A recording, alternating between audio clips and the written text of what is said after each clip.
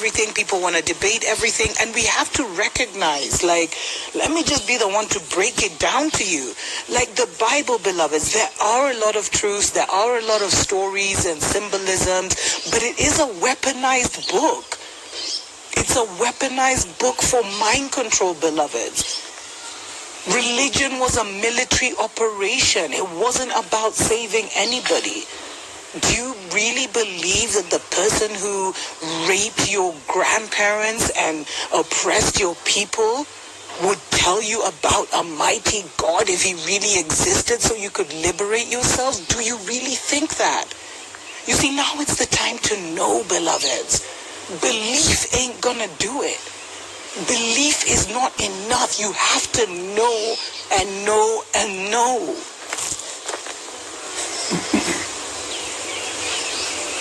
The greatest power you have given the baby to, because I get some crazy religious emails, so I really don't read them. But this really caught my attention. And it talks about, Deuteronomy 12 and, the one place of worship.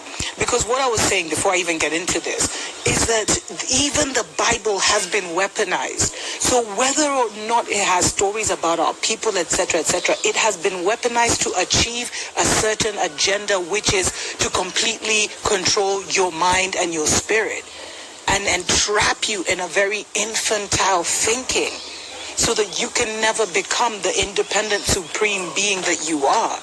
And this isn't just being done so that you don't grow up. It's being done so that certain entities can continuously feed on you and your next generation and your next generation. And it gets harder. If you don't do the necessary work, it gets harder for the next and next and next generation. Because freedom is not something that you inherit. Every generation must fight for their freedom, beloveds. And for me, beloveds, the bloodline of my ancestors is very clear. I'm by Mount Zion, Mount Meru, in the Bhagavad Gita, or whatever they call it, the ancient Indian scripts, My ancestors, there was a tree, the Mugumo tree, the one that fell down recently just before Magufuli's death. They communed with that tree. Having interacted with that tree, now it's like a resurrection tree or something. There was so much nature healed and sustained them. I have recent ancestors that lived to 120, 130 years old. That's my great-grandmother. It's not even far removed from me. And they were totally in communion with nature. So when I got this, it really almost made my stomach hurt. And I want you to just listen carefully with your inner ears. So it says, these are the decrees and laws you must be careful to follow in the land of the Lord, the God of your ancestors, has given you to possess as long as you live in the land.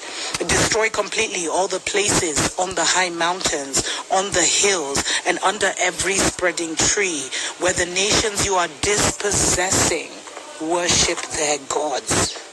Break down their altars, smash their sacred stones, and burn their Asherah poles in the fire. Cut down the idols of their gods and wipe out their names from those places completely.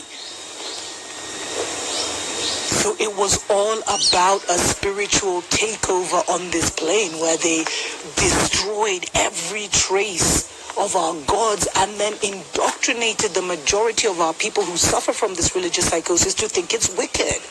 And it's crazy. I've actually been wanting to turn off the comments, beloveds, because some people are too far gone.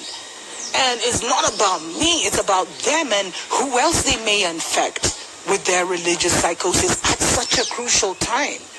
But if you read this should make your stomach hurt, because they came to my people's mountain, Kirinyaga, and they destroyed every spiritual, and they're still here with their armies looking for God knows what. But because so many of our leaders are in this religious psychosis and in these fake Babylon secret societies, we're totally just, going round this hamster wheel. That's what they did to our people. They came and they destroyed any trace of our gods, and then they demonized our gods. Our gods, because we had one God. So they'll try and tell you your people worship trees. No, they communed with trees. And I saw, I was even seeing the comments when I talked about should people interact with their ancestors. The levels.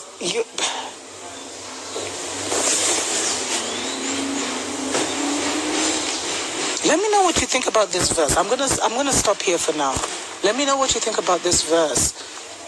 It's about what they did to our people, beloveds. This should be so clear to you.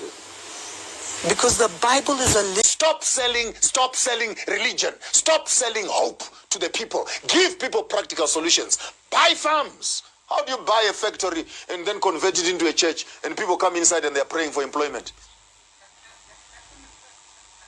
Buy the factory. Create jobs. Then from the money from the factory, you can build a church. That's common sense. We need to deconstruct, decolonize the church. And we stop being centers of embarrassment, centers of shame, centers of debauchery, centers of mischief, centers of licentiousness, centers of witchcraft, centers of perjury, and centers of corruption in the name of religion. And you don't want it to be spoken about, by the way. Ministers get very touchy. They get very touchy. They don't want it to be spoken about because you are bringing the body of Christ into disarray. There's no body of Christ that is so rotten and evil like this. We need to fix these things as Africans because Christianity has become a partner of colonialism. I'll say it again. Christianity has become a partner of colonialism. Why am I saying that? Why am I saying that? Because after colonizing us, they were drinking coffee together. They never stood to oppose colonialism.